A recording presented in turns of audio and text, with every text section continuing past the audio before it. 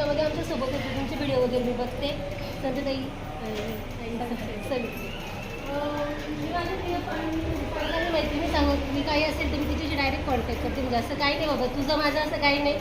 जसं तुम्ही मोठ्या बहिणी आणि छोट्या बहिणी आहेत तुमचे प्रॉब्लेम ते आमचे प्रॉब्लेम. आता बहिणी बोलल्या बाबा सुरुवातीला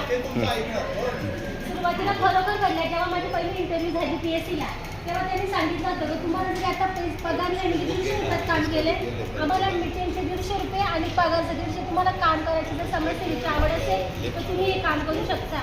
जे याचे होते त्यांनी मला सांगितलेलं हो म्हणजे मला आवड आहे माझं शिक्षण आहे मला कुठेतरी काहीतरी करायचं आहे आणि बोलले की तुमचे चांगले दिवस येतील. चांगले दिवस आले भरपूर आम्ही पण कष्ट केले. ठाण्याला आमचा 500 रुपये आम्हाला पगार झालेला. मानधन माझे तो आमचा वर्षभराचा दिला नव्हता तेव्हा ठाण्याला मोर्चा झालेला तो आम्ही मोर्चा केला तेव्हा आम्हाला तो लगेच दुसऱ्या दिवशी बाबा तुम्हाला पगार मानधन भेटला. आम्ही नागपूरला सुद्धा गेलेले 4 दिवस.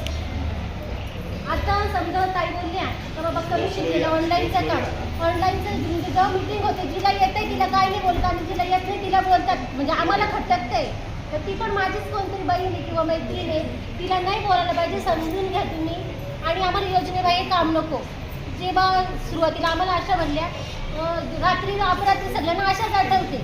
आता परवा दिवशी माझा उदाहरण आदिवासी मुलाचा ॲक्सिडेंट झाला त्याचा पायाचा पूर्ण तुकडा बनला त्याला आयुष्यमान कार्ड होतं तिकडच्या लोकांना पडला SMBTला तिथे आशाला कॉल करा कुठून तरी माझा नंबर घेतला मला कॉल केला माझ्याकडे नेटवर्क नसतं म्हणून मी माझ्या BF ताईला लगेच कॉल केला का असं असं पेशंट त्याचं मी आधार कार्ड पाठवते त्याचं आयुष्यमान भारत कार्ड काढून दे. म्हणजे रात्री अपरात्री आशा आठवते सगळं आरोग्याचं सगळं पाया म्हणजे आशा तर मग आशाने त्याला मागे पुढे का आणि जसं BFचं झालं पाहिजे तसं आशाचं झालं पाहिजे. आम्हाला पण ग्रॅज्युटी पाहिजे पेन्शन पाहिजे कामाचं आमचं वय पण 62 वर्ष केलं पाहिजे आणि जेवढ्या काही होतील जे काही विषय होतील ते आशापर्यंत पोहोचले पाहिजे.